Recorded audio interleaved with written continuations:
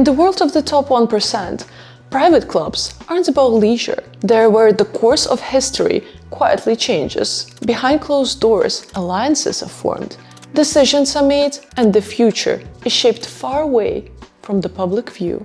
And before you ask, are you talking about the Illuminati? Isn't it all just a conspiracy theory?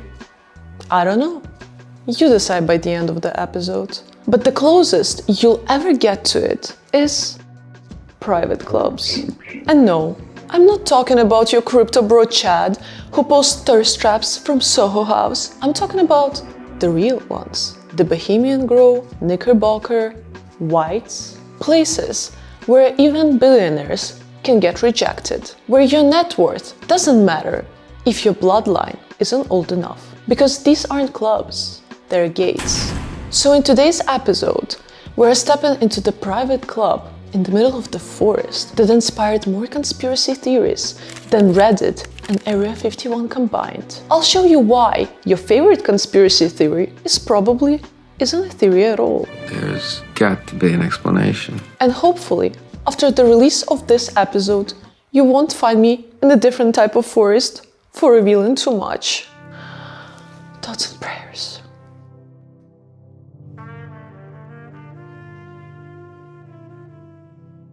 Once upon a time, not in a castle, but in the redwood forest of Northern California, a group of powerful men gathered in secret. There were no phones, no press, just billionaires, presidents, defense contractors, and enough cigars to fund a coup. This wasn't Burning Man, this was Bohemian Grove, and the year was 1942. But before we get into that fateful year, let's rewind, because it all started in 1872 in San Francisco. A group of journalists, artists, and creative bohemians decided to escape the city for the weekend in the woods. You'd see Mark Twain writing in the notebook, Jack London rambling about man versus nature, and Charlie Chaplin pouring the drinks at the after party. But soon, it wasn't the writers and entertainers. The crowd changed, and the conversation got darker. They started looking less like artists and more like architects of the modern world. Men like Henry Kissinger, Dick Cheney, Ronald Reagan, George H.W. Bush. Not exactly your poetry circle. Within a few decades, the Grove has transformed from the creative escape into one of the most powerful and secretive private clubs on Earth. Now back to 1942. World War II was raging, and while most of the world was watching battlefields, a few men were plotting something much quieter and much louder. That weekend, Ernest Lawrence, a Nobel-winning physicist, Robert Oppenheimer, the future father of atomic bomb, and the top US military officials had gathered together in the forest. They whispered about an idea. What if we built something that could end the war instantly? And that wasn't a metaphor, it wasn't poetic, that was the actual start of the Manhattan Project. The atomic bomb, right there in the woods, between scotch and cigars. A few weeks later, the US government began pouring billions into the secret operation. That same summer, the US military gave a green light to what would become the Manhattan Project, and both Lawrence and Oppenheimer were put in top. Coincidence? Maybe. But the timeline aligns very well. Bohemian Grove was later shown in House of Cards, Billions, and many more TV shows, not far from the reality. Now, let's talk about the part that turns this elite summer camp into the ground for conspiracy theory, the rituals. Every July, under the shadow of owl statues, the men of Bohemian Grove gather in the long ceremonial robes, their faces half lit by torchlight. What unfolds is something called the cremation of care. The official line, it's symbolic, meant to represent letting go of worldly stress, a bit of theater, to purge the burden of power. But here, where things get darker. Because in front of a 40-foot stone owl, a statue, some say represents Moloch, a biblical pagan god associated with the child sacrifice. They burn a puppet in a coffin, while chanting. According to conspiracy theorists, this isn't just a performance, it's a satanic ritual designed to desensitize the elite from empathy so they can return to the real world, ready to make brutal decisions such as war, surveillance, economic collapse, all without guilt. Now I am become death, the destroyer of worlds. There's no proof of actual child sacrifices, of course. But in the world where Jeffrey Epstein flew billionaires to an island with minors, some people don't need a proof. They just need a pattern.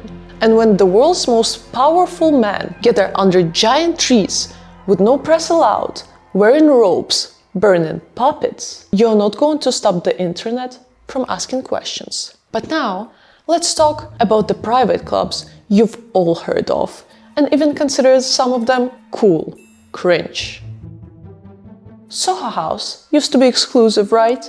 Even Samantha from Sex and the City struggled to get in. There's a pool a block from my apartment and I can't get in. What pool? At the Soho House. But now it's given, if you've ever been to a reality show, congrats, you're in. It's a scene, it's chaotic. It smells like rosé and desperation. And if you listen closely, someone is always pitching a wellness app that definitely already exists. Then there's Core Club, where I, full transparency, was dying to get in myself. It's $100,000 to join, which I thought I would gatekeep. Now, Core Club is Instagram moms, people who sold 2 NFTs, and anyone whose ex paid their membership fee out of guilt. Everyone's kinda rich, but no one knows how to sit quietly. It's where new money goes to feel like old money, and old money goes because it's a place where they feel safe to voice that they're unemployed. At the real clubs, you don't apply, they approach you. Even billionaires have been rejected for being too loud or too recent. And there is a blacklist of names no one will say out loud. Does this ring a bell? They don't care how much money you made in crypto. They care if your great-grandfather built railroads or ran the US Treasury. He took me to Grand Central Station and he said, "This is yours." And look, I get it. I'm the reason why Core Club and Soho House aren't cool anymore. I show up with my +1 who works in strategy, nobody knows what it means, post a blurry mirror selfie in the bathroom and pretend I'm networking while asking the waiter for a better angle. But Bohemian Grove, I wouldn't make it past the sidewalk. They take one look at my Instagram and ask the doorman to quietly remind me, "Miss, our waitlist is closed for a century."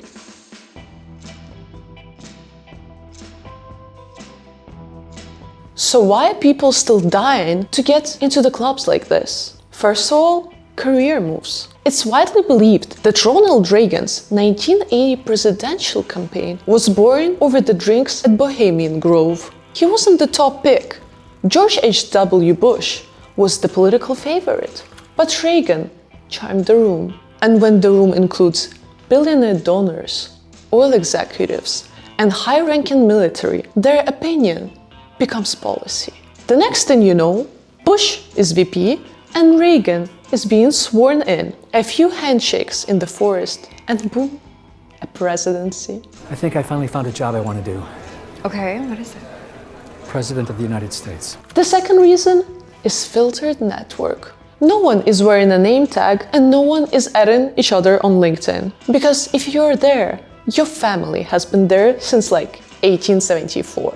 At places like White's, every handshake is intentional. A member once said, "At my club, I met my future son-in-law, my wealth manager, and men who kept my family out of papers, all over the same lunch." You think real deals are happening at conferences?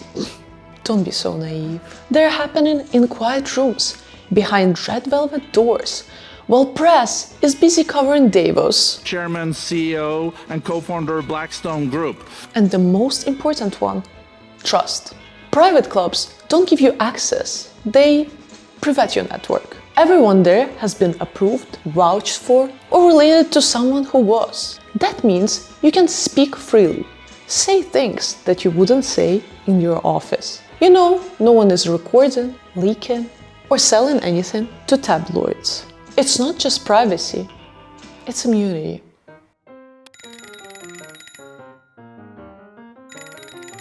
Hey, Bunny. Thank you. It's time to talk to them again. Hello. How do you keep in touch with privileged people even if they don't meet or hang out often? The easiest way to stay in touch is master art of conversation. The majority of people don't even bother to call their friends when it's their birthday. They think that a text is enough. They explain it by being Gen Z.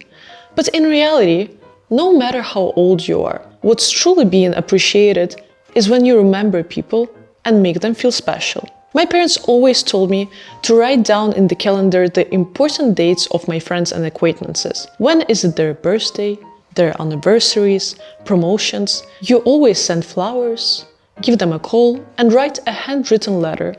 That's the easiest way to stand out, and it doesn't take much, but it will take you a long way. Good luck.